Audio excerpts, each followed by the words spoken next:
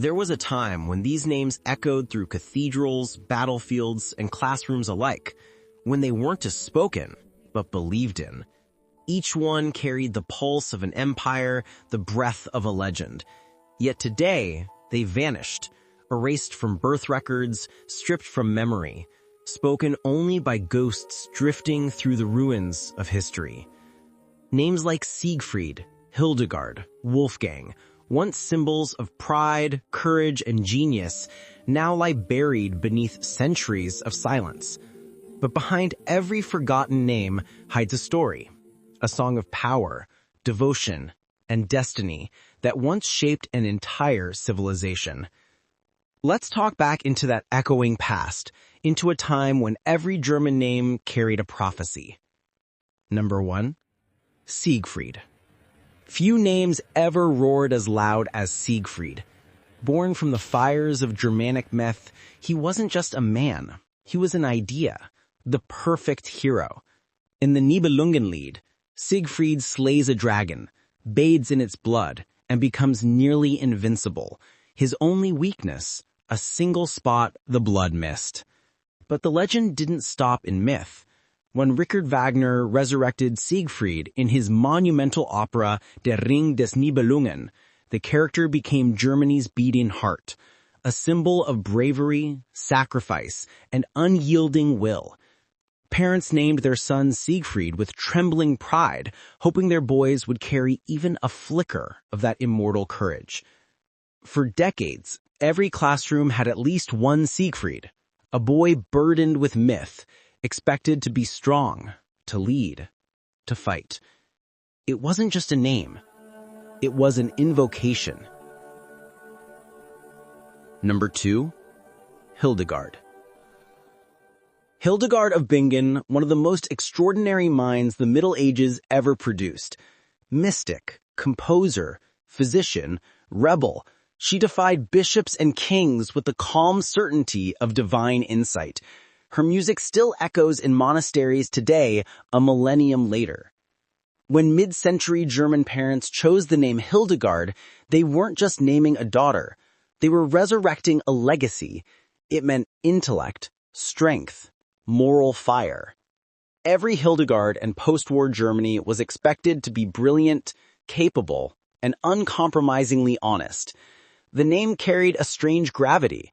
Those who bore it often did so with quiet authority, as though aware that 1,000 years of wisdom whispered behind them. Number 3. Wolfgang. The name of unstoppable genius. Say it, and two giants rise from the dust. Mozart, who changed music forever, and Goethe, who changed how humanity understood itself.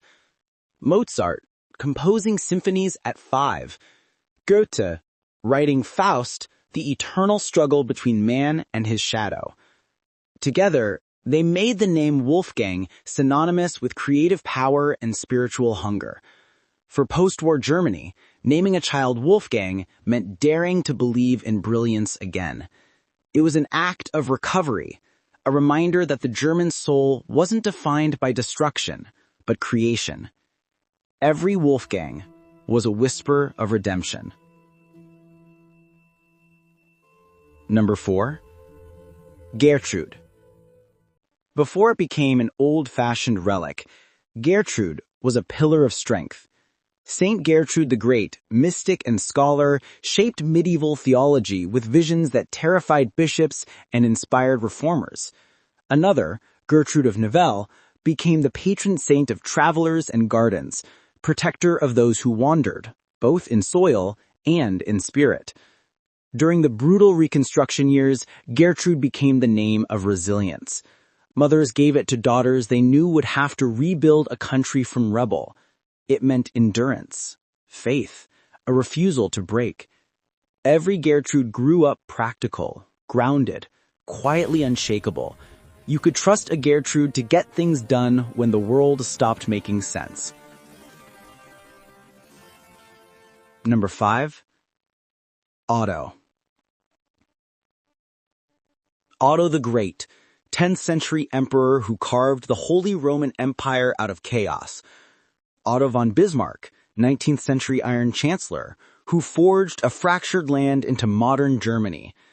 The name Otto has always been about builders of nations, wielders of order. It's short, sharp, immovable. Every Otto in a classroom seemed born with leadership in his bones, a little older than his years, a little steadier when others panicked. When parents named their sons Otto, they weren't dreaming small. They were invoking power itself. Number 6. Brunhilde. In myth, Brunhilde was a storm in human form, a Valkyrie who defied gods and men, burning Valhalla to ashes in her final act of defiance. Wagner's Brunhilde brought her back roaring to life, tragic, heroic, unbreakable. For German parents, naming a daughter Brunhilde meant strength, ferocious, radiant strength. Every Brunhilde seemed born with the quiet certainty that she could survive anything. And most of them did. They rebuilt cities, families, entire futures. In their hands, the world became solid again. Number 7. Heinrich. Heinrich Heine, the poet who foresaw the flames of censorship long before the Nazis burned his books. He wrote, "Where they burn books, they will also burn people." His words, centuries old, became prophecy. There was also Heinrich Hertz, discoverer of electromagnetic waves. His name still lives in every hertz of every radio, phone, and signal on Earth. To name a child Heinrich was to honor intellect and courage, the willingness to think, to speak truth even when silence was safer. It was the mark of the thinker, the scientist, the poet who wouldn't bow. Number 8. Waltraud. Saint Waltraud of Mons, noblewoman turned ascetic, who traded jewels for poverty, comfort for compassion. Her monastery became a beacon in dark times. In post-war Germany, the name Waltraud resurfaced as a quiet vow to serve rather than take, to heal rather than hide. Every Waltraud was that one steady soul who stayed late, helped others, held things together. The name has almost disappeared now, but if you ever meet a Waltraud, you'll know her by her calm strength. She carries centuries of mercy in her bones. Number 9. Reinhard. It means brave counsel, a name for advisors and anchors, for those whose wisdom cuts through panic. Saints, scholars, and leaders bore it for centuries. In modern times, the best Reinhards lived up to the promise, steady, practical, moral. They were the ones who never raised their voice, but always made the room quiet when they spoke. The name's power lies in calm. True courage rarely needs to shout. Number 10. Hildegard. Noble strength. That's the literal meaning, but it's also a moral code. In the medieval courts of Saxony and Thuringia, Hildegard was given to women expected to embody quiet virtue and fierce integrity. By the 1950s, the name meant something humbler, but no less powerful: decency, compassion, self-respect. Hildegard girls grew up into women who kept communities intact, who faced hardship with the kind of elegance money can't buy. Names fade, character doesn't. Number 11. Manfred. To the world, Manfred means one thing: the Red Baron. Manfred von Richtenberg, the aerial knight of World War I, feared, admired, and ultimately respected by his enemies. When he died, even the British buried him with full honors. But before the skies, there was Lord Byron's Manfred, the tragic noble who sought redemption beyond death. Between the two, the name became haunted by heroism and guilt. German parents heard that echo, strength and sorrow intertwined, and gave the name to boys who would have to face both. Number 12. Ingeborg. Ingeborg of Denmark, queen, prisoner, survivor. She fought a king and won, her patience sharper than any sword. Ingeborg means protected by the gods, and maybe that's why every Ingeborg seems quietly unstoppable. You don't notice her power until you realize she's shaped everything around her. Number 13. Klaus. From St. Nicholas to Stortebeker the pirate, Klaus carries both holiness and rebellion. It's the name of generosity and defiance. In the 1950s, every school had one Klaus, the dependable boy who'd share his lunch, who'd get in trouble for defending someone else. It's a name soaked in kindness, the kind that doesn't need reward. Number 14. Helmet. Helmet of courage. The name speaks for itself. Soldiers wore it, statesmen bore it. Helmut Schmidt guided West Germany through storms with the calm of a man who'd already seen hell.